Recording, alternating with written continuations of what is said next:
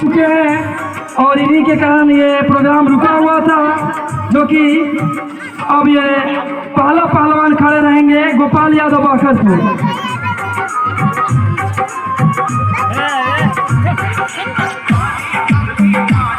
लगाई पहलवान आए, बस उनको समय दिया गया है 5 मिनट का। हमारे मुन्ना यादव रेफरी रहेंगे, जो कि सिटी का